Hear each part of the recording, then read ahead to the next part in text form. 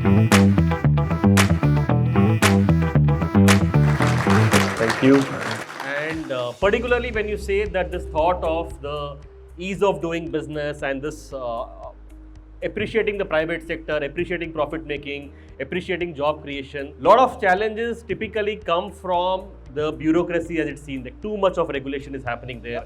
Or in the judiciary, when we see that contract enforcement, we are perhaps the worst in the ease of doing business index as well. We are at the bottom of the whole world in that sense, right?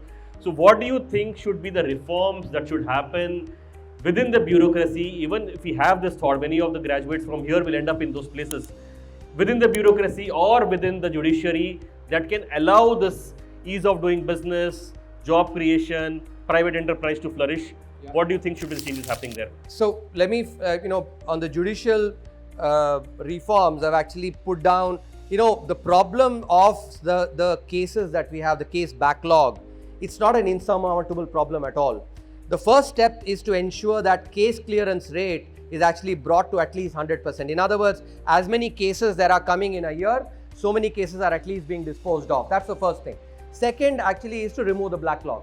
In order to ensure that case clearance rate is actually 100% or maybe more, the number of judges that is required actually is within the sanction strength. It is not an insurmountable problem at all.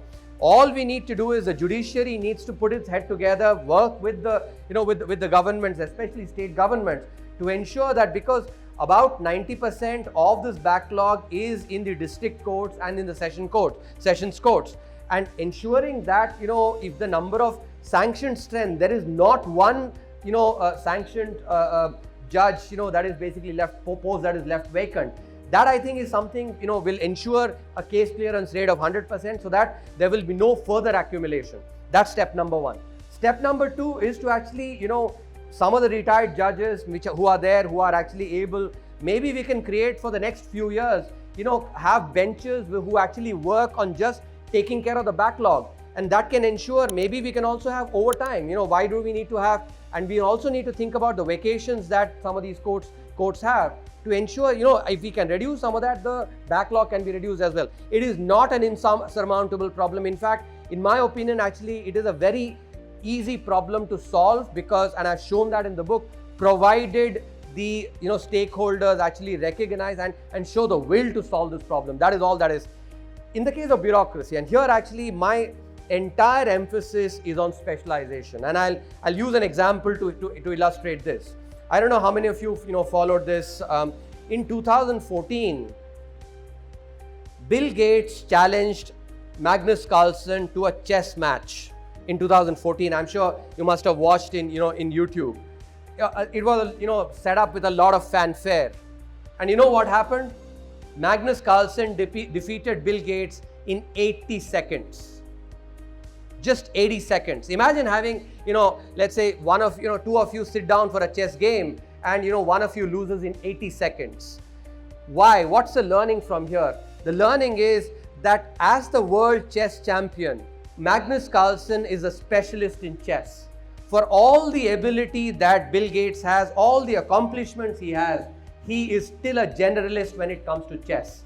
This was actually an example of how specialists can eat their lunch, over generalists. And I think this is the important lesson. Let me speculate. If, for instance, Magnus Carlsen had challenged, let's say, Bill Gates to writing a software program, or maybe coming up with a product, I'm sure Bill Gates would have made equal mincemeat of Magnus Carlsen. That example, also illustrates the importance of specialization.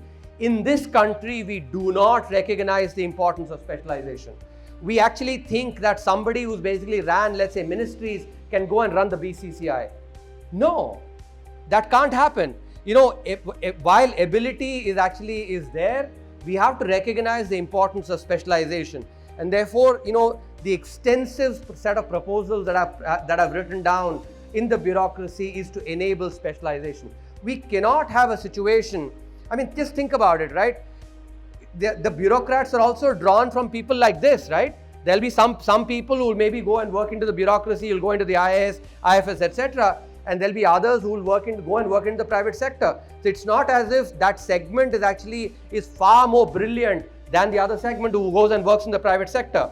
And yet, what does happen? You know, an IAS officer goes basically works in agriculture, and then goes and works in science and technology, and then works in commerce, and then DEA.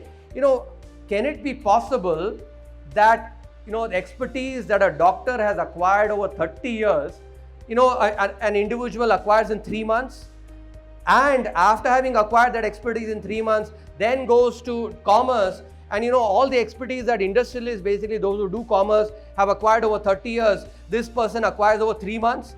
Not just that, then goes basically to Department of Science and Technology, and then acquires the expertise that a scientist has acquired over 30 years, you know, basically, you know, acquires in 3 months, and then comes to DEA, and you know, what economists acquire over 30 years acquires in 3 months.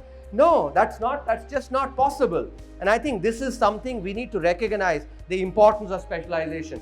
I have no hesitation in saying, you know, when I was with the government, I have seen some of the wonderful benefits that some specialists brought. The couple of people whom I worked with actually were trained very well in economics. You know, one of them was from IMA, another basically was a PhD in economics, and I was able to see the kind of benefits that came from specialization. But we need to do far more at a widespread level. So bureaucracy is actually, the emphasis needs to be on specialization, because I worry some, you know, maybe when we are actually having these conversations across the table, you know, negotiations, maybe it is actually a Bill Gates versus Magnus Carlsen, you know, chess match that is happening, and I'm not, you know, I feel nervous about that as an Indian then. Thank you. Especially on the judiciary, what you mention is problems are solvable, right? It is not that you have to increase the judge strength by too much. It's already within the sanction strength, and particularly the focus on the lower courts. And in the bureaucracy section in the book I have read, and we have compared it globally. It's a solvable problem. People have solved it. We just have to learn from what other countries have done and applied in the Indian context. So it's not something out of the world that we are proposing, and just the whole narrative that you're saying, that these challenges are also opportunities. We don't have to see it in a very negative light.